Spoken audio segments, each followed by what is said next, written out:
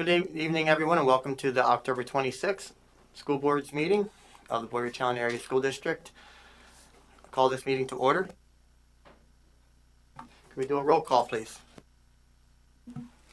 Mr. Foose. Here. Mrs. Hogan. Present. Mrs. McWhorter. Here. Ms. Nyman. Here.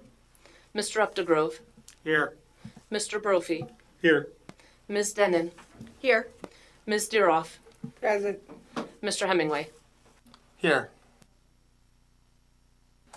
Could we all stand for the Pledge of Allegiance, followed by a moment of silence?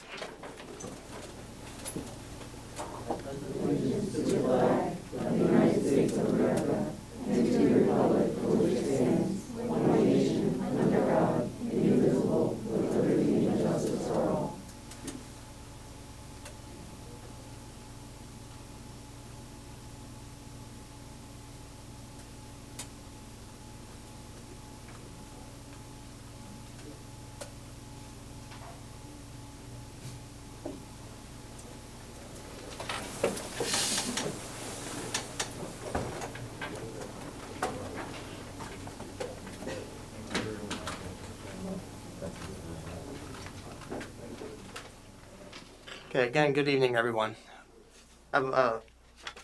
This announcement of an executive session. It was held after last week's meeting, following October 12th meeting, and it lasted 12 minutes. It was a meeting for legal purposes. Brings us to public comment period number 1. Officer Perez, has anyone signed up for number 1? Okay, moving along. I'm going to look for a motion for the approval of the minutes of the October 12th Committee of the Whole meeting. Here. I had it first from Ms. Hogan and I believe Ms. Deeroff.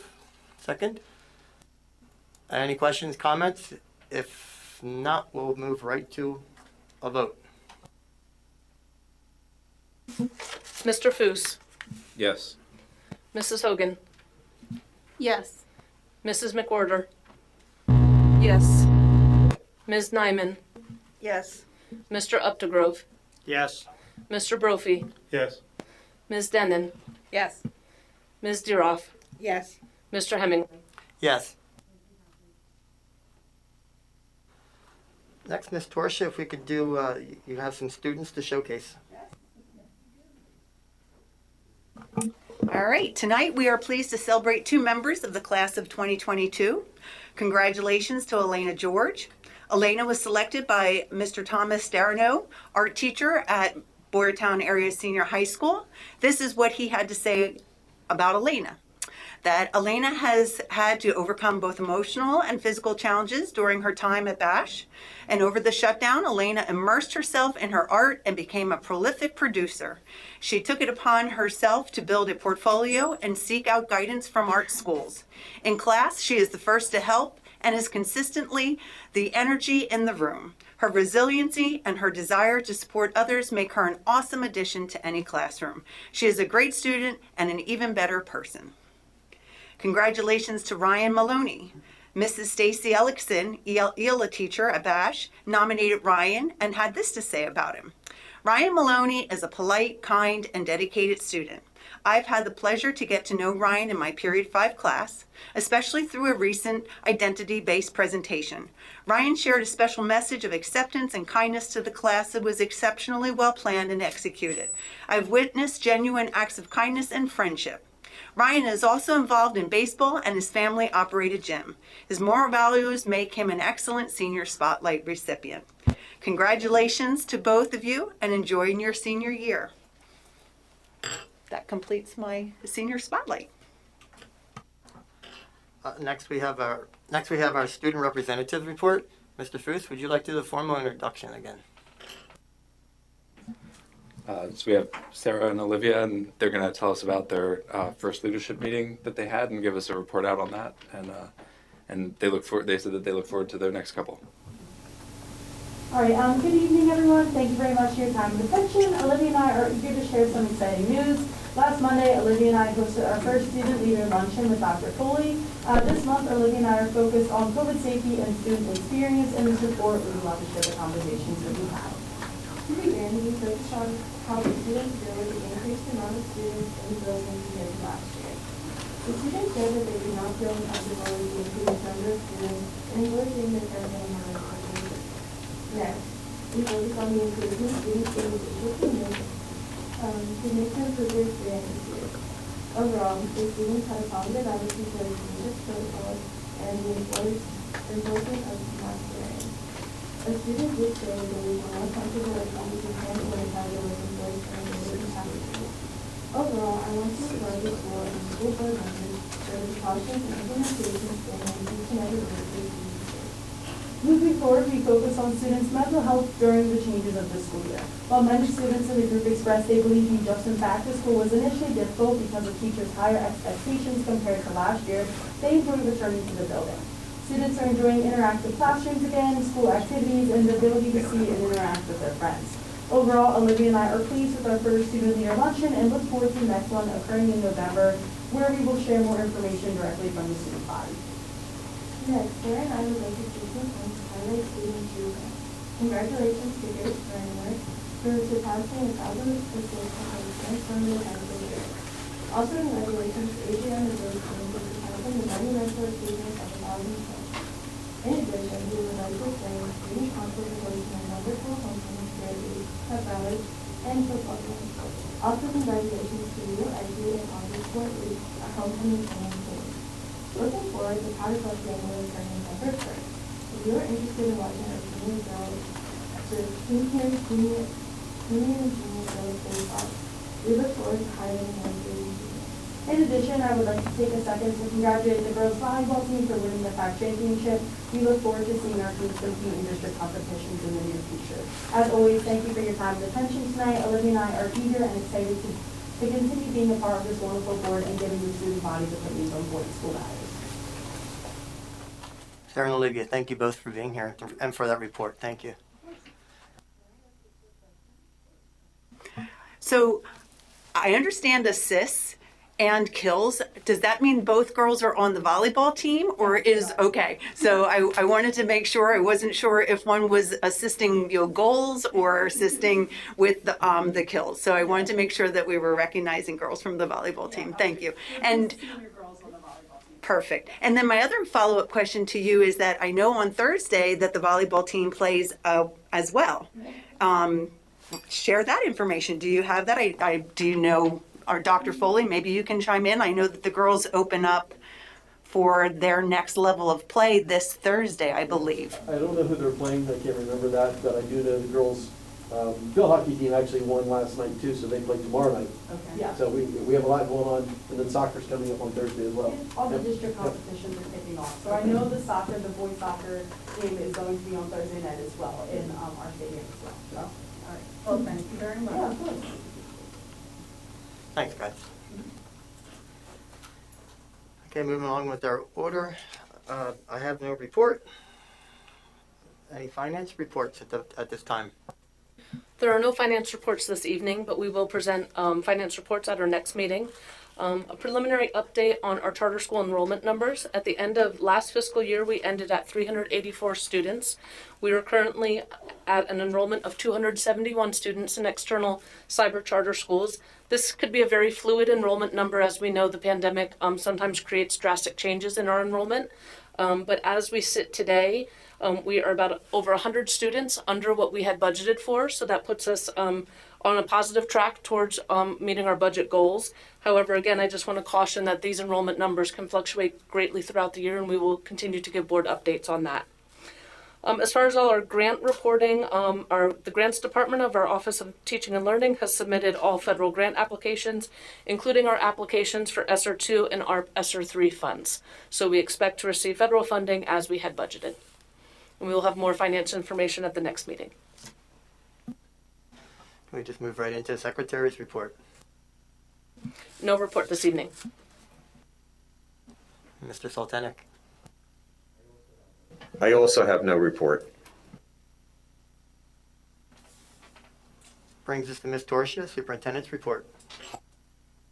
I do have a report, Mr. President. Under the superintendent's report, I would like to present the consent agenda as presented. And I would be asking that the Board of School Directors approve the consent agenda as presented. That would be the 2021 Senior High School Oklahoma musical budget, our first reading of Policy 214, our Nimble IT Solutions Agreement. Hogan moves. McWhorter seconds. Okay, I heard Ms. Hogan. And Chris, I saw your hand. Is that a second? Okay, since it's a consent, we'll go right to a vote. Mr. Foose, Yes. Mrs. Hogan, Yes. Mrs. McWhorter, Yes. Ms. Nyman, Yes. Mr. Updegrove, Yes. Mr. Brophy, Yes as a first reading. Ms. Denon, Yes. Ms. Deeroff, Yes. and Mr. Hemingway. Yes. And next, under the superintendent's itemized agenda, we have personnel. And again, I would ask that the Board of School Directors approve the personnel agenda as presented. Okay, Ms. Nyman moves. Mr. Updegrove second. Any questions, comments? We could go to a vote, please. Mr. Foose, Yes. Mrs. Hogan, Yes. Mrs. McWhorter, Yes. Ms. Nyman, Yes. Mr. Updegrove, Yes. Mr. Brophy, Yes. Ms. Denon, Yes. Ms. Deeroff, Yes. Mr. Hemingway. Yes. That completes my report this evening, Mr. President. I don't believe we have any old business, so that's going to move us right to public comment period number 2. Bear with me. Let me have a minute or two to review the list. Officer Perez, is there anyone who signed up this evening? Okay, it looks like we do, so just bear with me for a second to get my my list organized.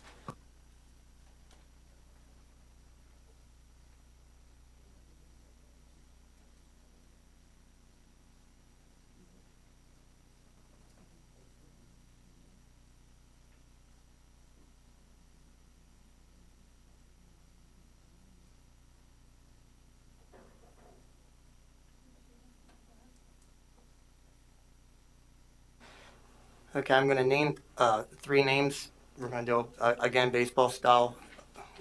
Somebody's up, somebody's on deck, somebody's in the hole. That way you can kind of be in the ready as we go. I have a statement that I do need to read. I'm sure we all heard it before, but here we go again. On behalf of the Board of School Directors, I would like to welcome you.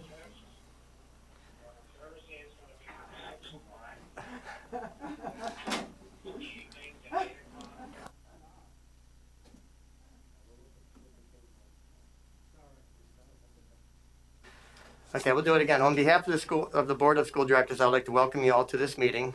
We welcome your attendance, input from stakeholders to assist us with making recommendations and decisions related to Boyertown Area School District.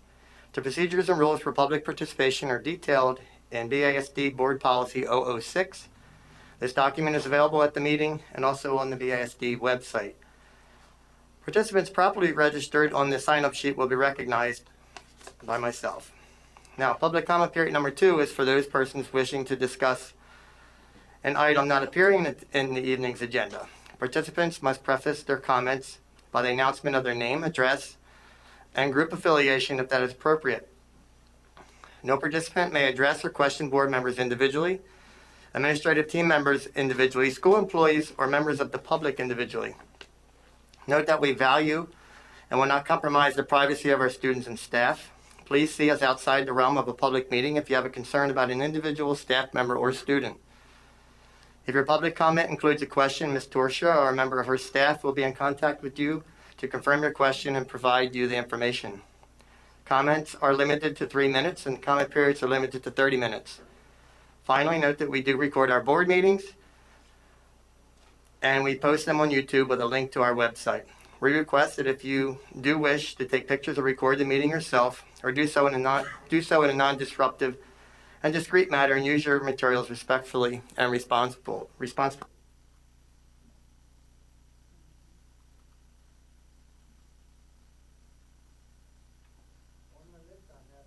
On my list, I have Miss U Savage, Cassandra Rooney, and then Mr. Amy. So Miss U Savage, if you could have the floor, and again state your name, address, and all that good stuff. Thank you. Hi, I'm Donna Savage. I'm from Upper Frederick Township in Region 3. I served as a school board director at Boyertown for 10 years, from 2009 to 2019. I'm here tonight to pass on knowledge about the voting region equalization and to offer my help.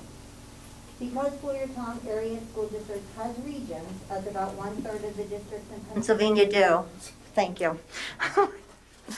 You are required by law to ensure that your voting regions are as equal in population as possible every 10 years following the U.S. decennial census. I served as the committee lead for this effort in 2011. The 2020 census data has been publicly available for a few weeks now, and the regions are certainly not equal in population. In fact, they are much more unequal than they were 10 years ago. To be specific, 29% of the population resides in Region 1, 33% or 1/3 resides in Region 2, and 38% of the population resides in Region 3. There are 4,000 more people in Region 3 than in Region 1, and with a district population of 50,000, that's a big inequity. Why is this important? It's important that the regions are as equal as possible so that our voters have equal representation on the board. This all relates to the core American principle of one person, one vote, which states that one person's voting power ought to be roughly equivalent to another person's. To remedy the situation, the board must look at how voting precincts can be rearranged, maintaining contiguous areas to equalize the population among them.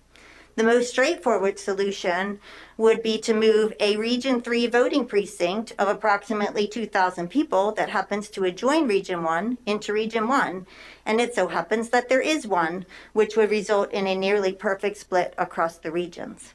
But I'm not here to tell you what the solution should be. The board should do their own due diligence, explore all options, and weigh the pros and cons of each. I'm very happy to share my knowledge and contribute to any committee you may form on the topic. And our 2011 committee developed some maps to help visualize the voting precincts and regions that we can reuse for this effort as well. So in essence, my main points are: 1, the regions are not currently as equal as in population as possible, and the voting power of your Region 3 constituents is much less than those of the other regions, and the voting power of Region 1 constituents is much more. 2, this work is the job of the board, not that of administration, so this is some work that you need to do. 3, this topic is unique in that it is really about the voters and the community more than the students. So you should engage your community in this assessment.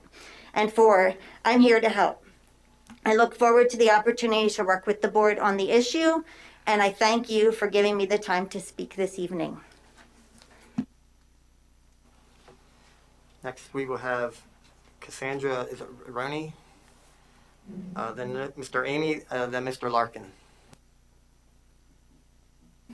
All right, so my name is Cassandra Roney, and I live on Manatawny Street in Pottstown. I just want to thank our community for coming out to the parade and the amazing support that they showed our group, who was there to promote freedom. I also want to make note that some of the folks who have been demanding inclusion and acceptance of others are the same folks that are bullying others online and slandering people who they have never met before. I urge you to practice what you preach. No place for hate must include people's varying opinions as well. Hating someone for a differing view or a choice of words is no different than hating someone with a different skin color or someone with a smaller house than you, even someone with a different view about their health choices. Hate is hate. Our children want to be free to be who they are and not who the school tells them to be. There currently is no line between the amount of funding for the school and the safety and well-being of our children. The school is no longer a place to learn, but instead a place for you to put a dollar sign on our children. You don't care about them as individuals. That's made clear by the invasive questions that get you funding. We need fresh eyes on this board, as well as a new solicitor and a new superintendent. They are not putting our children's health first and have ignored one side of the data completely. Our children are not able to focus on core subjects while they are involved in social emotional learning, which is a code name for CRT. Questionable books exist in our libraries that need to be removed unless they're age appropriate. Get back to teaching our children how to be happy and accept themselves, and stop pushing them to need to change in order to be accepted. Face coverings are useless other than to cover your smile. We don't live in fear over a virus that doesn't impact children. Look at the data. Fear makes people sick. We have community members that are teaching their kids to mock and bully others who choose to think for themselves. It is no place for hate, right? We will not comply, and we will continue to pull them out of your government schools so you lose funding. I'll close with a quote from a board member from last meeting. Quote, end quote, the overwhelming majority in our community, I think, are accepting, and I think they want what's best for their children, and they are contributing members to the community. This community will be heard on November 2nd. Okay, John? Mr. Amy? Because based on what Mrs. Dennis said, which could be presented at the next meeting regarding finance and most especially the grants that are going to be off, the federal grants. I'm going to get my answers to my questions at the next meeting, so I withdraw. And we also believe Mr. Dennis is not present. Okay, thank you. So Miss Schwartz, Miss Nicole, Miss Elks, and then Tinelli Kotaluka would be up third.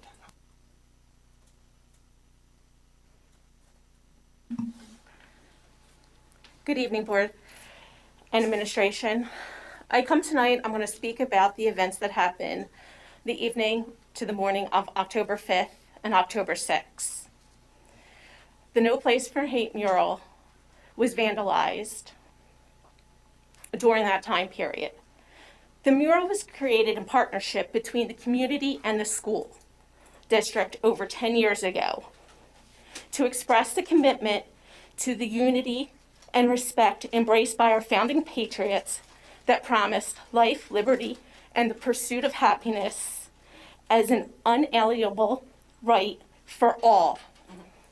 These are not my words, but the words of a community member that was active in the creation of the mural. Boyertown School District was the first district in Pennsylvania to be designated as No Place for Hate by the ADL.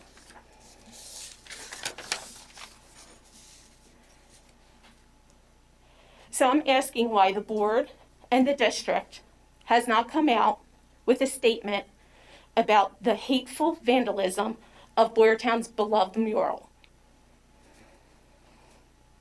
Last week, a board member had said, if the media would stay out of this, it wouldn't be as terrible as it is. That's disgraceful.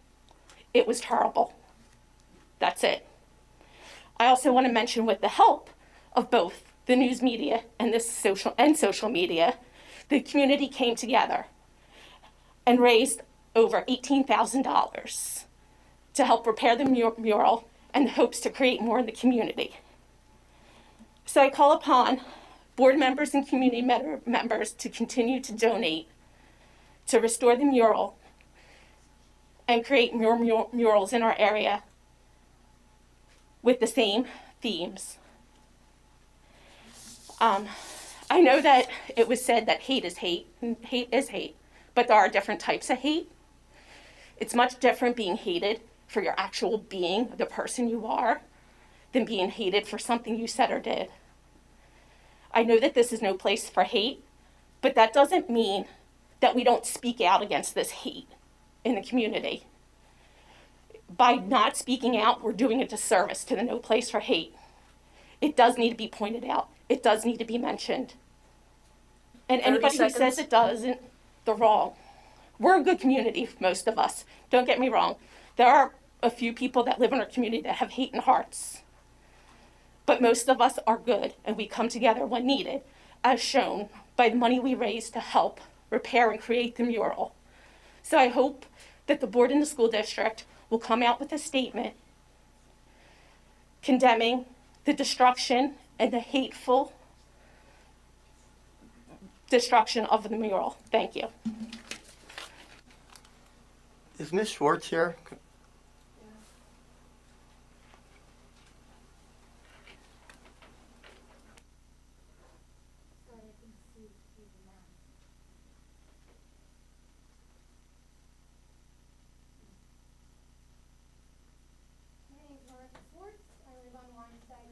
Bechtelsville, thank you. Week after week, we have to listen to the made-up nonsense and lies, how some won't speak up, how racist our community is, how silence is endorsement. Can we blame the perpetual behavior of others in this community for your complacent attitudes towards parents who are fighting tirelessly for the well-being of their kids? This community sits and watches you, smug-faced, while your students plead their health and safety concerns to you. You have zero comment. It's appalling. Would it kill you to have a little bit of empathy? We hear sarcastic and arrogant statements like, "Believe me, I do have things to say, but I will remain silent." You once pretended to value our parental input, now you call us terrorists. Can we please, at the very least, acknowledge the fact that these masks cause harm both mentally and physically? Are we going to ignore the fact that the children's mental health crisis has been declared a national emergency? God, I pray it doesn't take another suicide in this district for you to wake up. Some of you have grandkids on this board that you're worried about, but you sit here week after week and continue to do nothing. That will hopefully change very soon. When will common sense be used again with this board? It's mind-boggling that after the third school year of this mess, we are still not looking at data. A year ago, you said children would spread COVID all over our community, acting like our kids were disease-carrying parasites. A year of data later, you're still masking them up to their eyeballs. You send them home for 10 days when they're not even sick. You ask them for papers. You force them to sit behind plexiglass they can't even see through. Your mitigation strategies have as many holes as these masks you force our kids to wear. Kids get sick, kids get better. Kids are not killing their grandparents. Open Books just did a case study for the first 6 weeks of this school year, observing the effect of each school district's COVID mitigation policies on community prevalence. I'm not going to spout off numbers and go into detail of math because we all know you don't care enough to follow me or are too ignorant, but please look up the study. I will share that the 3 districts, Central Bucks, Council Rock, and Penridge, that are unmasked and have minimal to no mitigation strategies in place, can you guess? They have less community prevalence than the schools following similar protocols than COVID protocols in this district. They look at data from the first few months of last school year when the vast majority of schools were closed and Bucks County had a 52% rise in cases. The first month of this school year, when most schools are back to normal, there's only a 12% increase in cases when their 7-day case count was actually much, much higher. Looking up data and viewing case numbers can be 30 hard work. seconds. You all sit back and choose the easy road every time, like canceling homecoming instead of figuring out a solution. You look to some overpaid liberal solicitor to do your jobs, a job that's more important than the health and safety of our kids. You're not willing to lose your license. Isn't that what you told a parent, Mary Beth?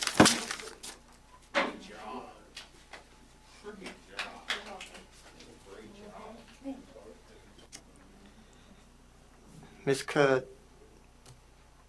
Kudaluka?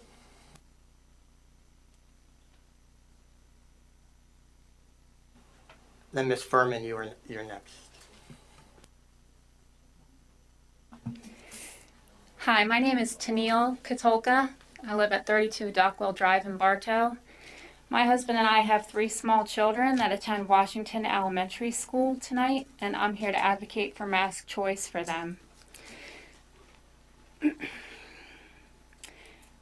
I want to thank you guys all for your service to our community, especially over these last almost 2 years. Everyone in this room has persevered and is still persevering, and I just want to acknowledge that through all the hardships. I trust that you've all grown in your strength, your endurance, your faith, and your emotional and mental well-being. Personally, I know I have. My children are maskless when they attend extracurricular activities. My children are maskless when they go to Sunday school. My children are maskless when they visit a store or restaurant. My children are maskless when they spend time with their friends and family. My children are maskless when they attend events, but my children are forced to wear a mask when they attend school. This is not okay with me. I choose not to mask my children because I know there is little to no risk to them if they contract COVID-19. I choose not to mask my children because I know that it is not good for their immune system to be shielded from illness. What I know about my children's health and well-being matters, it's important, and it's valid. This is why I'm here advocating for mask choice regardless of the mandate. I want to leave you with a question, which the fellow speaker, she just kind of touched on. What I'm referring to here in my question is, what do you have to say for other local schools that are operating mask choice where the outcome is that children and staff are fine? You can't ignore that. You can't ignore that. It really has to be considered. My hope is that you all find joy, strength, courage, clarity, and wisdom. I pray that God blesses each one of you. I'm thankful for your time. And something else I want to add is how this room is operating and how our schools are operating is not how society is operating, how our community is operating. You don't see this anywhere. And a perfect example of that is the Boyertown Halloween Parade. Don't tell me that it was outside. You could contract COVID standing close to someone outside just as close as being separated. The whole community showed up and I did not see masks. You cannot tell me that the majority of our community want their child in masks in school. I just don't believe it. And I want to say that parents that Thank you. Ms. Furman?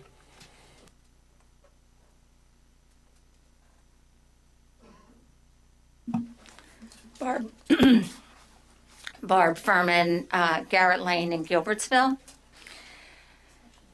I have a question. Can we have a reasoned debate in open forum on the pros and cons of masking, of children wearing masks? I see children that play normally with friends and neighbors at home, no social distancing outside without a thought of putting on a mask or a worry of COVID. I think about children that are the ones who are content to stay in their shell or not participate, and now we put a shell on their face. I see children that put the mask on as soon as they go out the door to school and stand outside. Those same children that played outside with their friends are putting on a mask as soon as they go out the door to school and stand outside at the bus stop with other children and their parents. It is certainly their parents' prerogative, but it would be nice if the administration and the leadership would remind children and their parents that masks are not synonymous with the in-school experience. This fear of our own healthy immune system is not natural, and it flies in the face of our God-given freedoms. We are one nation under God, indivisible, with liberty and justice for all.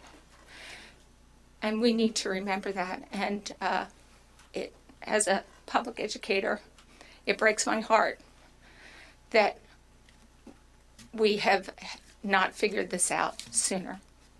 Thank you. Okay, next we're going to move on to board comments. Again, if we can limit our comments to 3 minutes, that would be preferred. And how we're going to do is we're just going to start at Ms. McWhorter and just work our way around the room and end with Ms. Duroff, if that's okay. So Ms. McWhorter, if you need a second to gather your thoughts, understandable, but if not, the floor is yours. Yes. So one from the Mrs. Torsha shared with us this week, and as well it was in the Let's Talk Tuesdays that one of our teachers published in the what is it? The Professional Music Educators annual or whatever. So yeah, and it was Mr. Langdon that did that, and he developed a course. Dr. Foley, if you want, you can interrupt me and correct me. Is he still here? Okay. So yeah, so he developed this course, worked it out with the administration, implemented it, and and then what he was doing in this article was telling how he got his percussion students engaged, whereas typically when they're in band or orchestra, they're not completely engaged because you have 30 percussion students and a limited number of percussion instruments for each musical piece. So Mr. Langdon did that, and I'm so thrilled to see our teachers publishing, and it's part of what makes the district great is that these people stand up for our kids, and they do great things for them. So I just wanted to give a shout out to Mr. Langdon. I appreciate that. Two, there's been a lot of talk about the No Hateful Place mural, and I just wanted to point out that it's right behind Mrs. Denon, and just to show how much part of the school district is part of that mural, and I'm happy to see Mrs. Darrell back. So that's it. Mr. Eldergrove? I have no comment. Our meeting for the BCTC is tomorrow night, and I'll have a comment for our next meeting. Great, thank you. Ms. Hogan? Thank you, Mr. Hemingway. I just wanted to comment on a few things. First, I have been asked by some constituents, and I have heard a lot of chatter about CRT.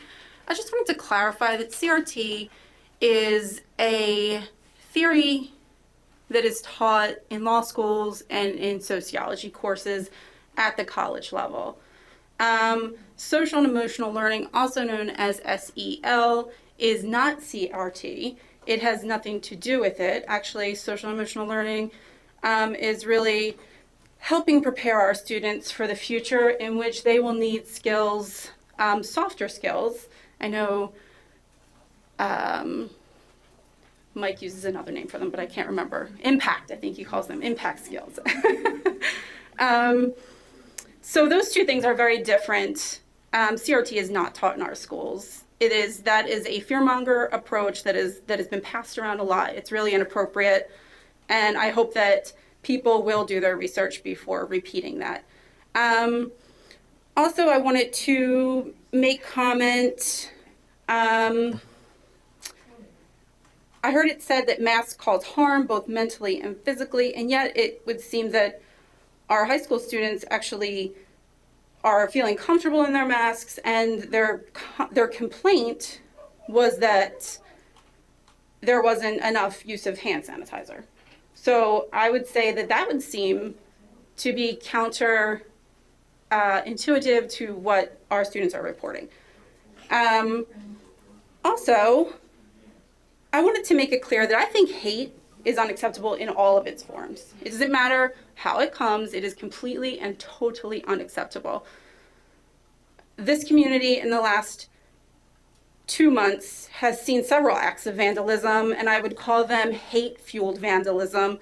So of course we know we had our beloved No Place for Hate mural vandalized. An anti-LGBTQ sticker was placed on a local restaurant, and there was a racial slur placed on a park bench on Franklin Street. And this park is tiny, it's little, it has, I may be wrong, but I want to say it has a slide and a swing set. It's a tiny little place for children to play, and it had a horrible, disgusting word placed on a bench. I do think that we need to make a statement as a board, and I do think that we need to educate people that it's our responsibility as community members and as part of this community to make sure that all the people who come into our school buildings, who go to our schools, feel safe and feel comfortable within them. You cannot learn if you do not feel safe. Also, I would just like to take one moment and say that kids see things that are unjust, and it scares them. That's another reason why I believe we should address this. Thank you. Ms. Nyman? I wasn't going to say anything, but after that, I have to. I don't know how anybody can say this is not harming our children. Emotionally, they are at a high. I don't think it's just our school. I think it's a lot of schools. And I think there's a lot of fighting going on, because I've heard it from other schools. I don't know what our school's being like. But I can tell you, emotionally, kids are suffering.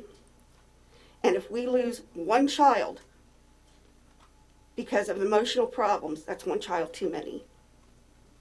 I don't want to lose a child because of COVID, but I also don't want to lose a child because of the emotional baggage they're having to take on through all of this. Thank you. Mr. Foose? So down to 3 meetings remaining, and just want to touch on a couple of things. First, that my absolute favorite part of being on the board has probably been working directly with the students.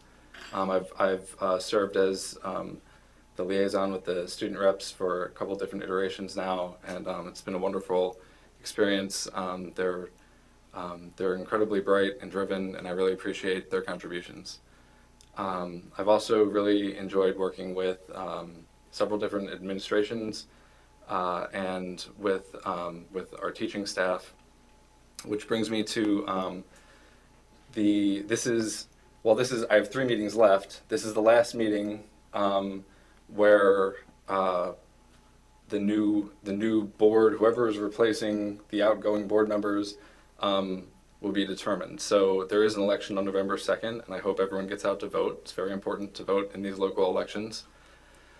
And for the incoming board, I think this is certainly the opinion of one board member.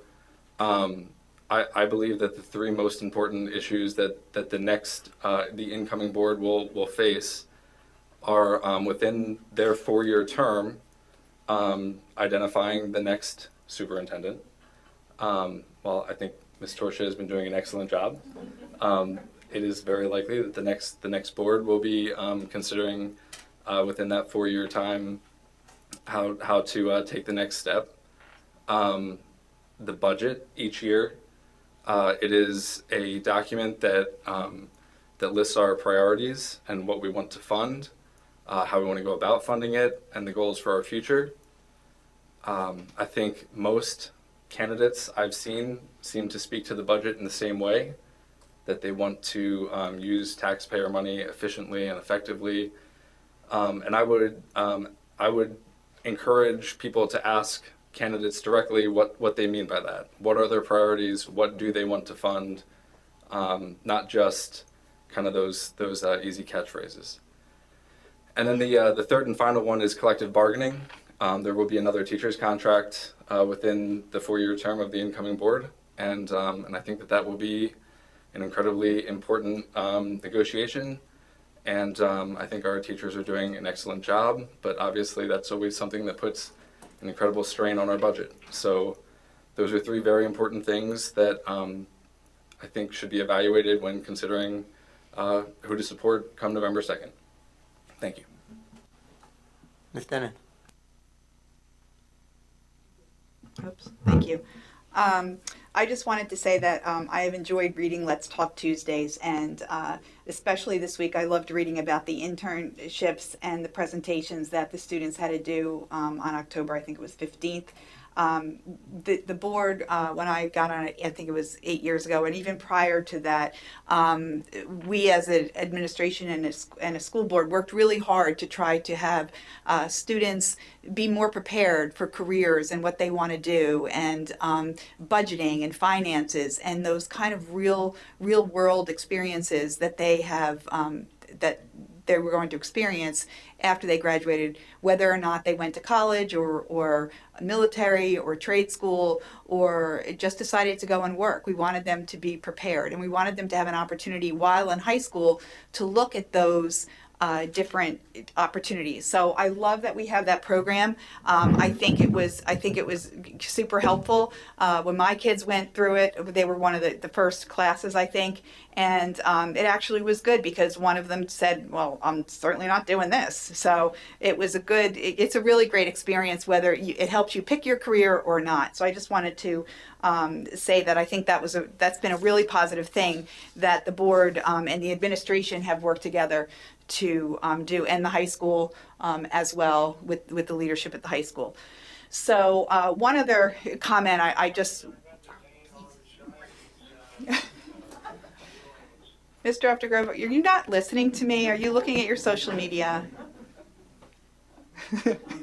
That's okay. That's okay. The other issue the other issue I want to mention is that I think in the 8 years that I've been on the board, and certainly since I've moved here 27 years ago, our schools are becoming more diverse. And we must, as a governing body, let students know that they are safe and welcomed in our schools. And we have a responsibility to speak up when we see that our students maybe are not feeling safe. And whether it's the vandalism of the No Place for Hate mural, the writing of a racial slur on a park bench, the ripping down of rainbow flags in a middle school, we must take a stand against these acts. It is irrelevant whether they were committed by members of our community or one of our students. These are hate groups that are infiltrating our community, and our silence means that they're welcome here. If we as a school board do not speak up and condemn these acts, we are sending a message to those outside groups and to those groups in our community. 3 minutes. That it's okay can I just finish, Mr. Okay. We're sending a message to our students that it's okay and it's accepted behavior in our schools. And I've spent 8 years on this board advocating on behalf of our students who do not have a voice in this district. They deserve to go to school where they are accepted, feel safe and included. We as a board need to be the leaders in this community for our students, not sit in silence on the sidelines. Thank you. Mr. Brophy. Just first, in deference to what I heard earlier, Mrs. Torsha, I hope you're not putting a time limit on how long you're going to be here. Let's start with that. So let's forget about there's a time limit there. On tonight's vote about the name changes, you notice I voted yes only for a first reading. Whereas I do support, giving some more accolades to those that, do well, like cum laude. I think it's great to actually acknowledge them because that's a lot of work. Even getting out of college, that's really means something to somebody. I think it would mean something here.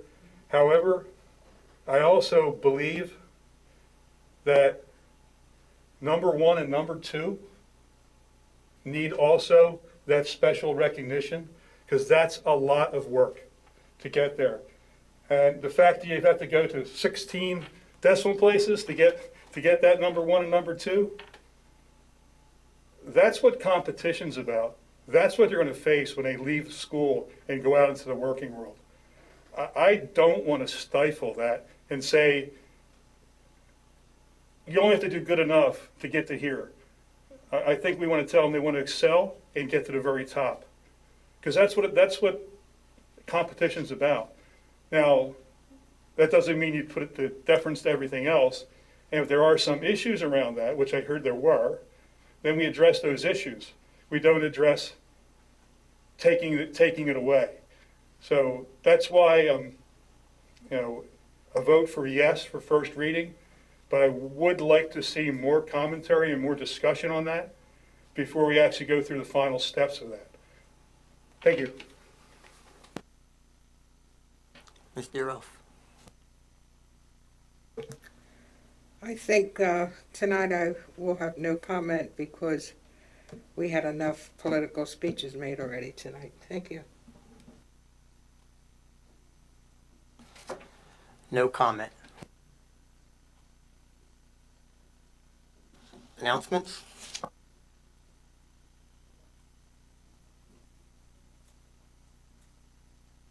Okay, I did get an update. We do have boys soccer versus PW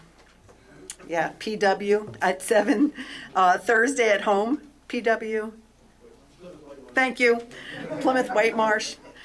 We have field hockey at Kennett Square tomorrow night at 6:30 and volleyball versus to be determined Thursday at 7 at home. We have our next school board meeting scheduled for November. Yes, November 9th, and then November 23rd would be our following one. So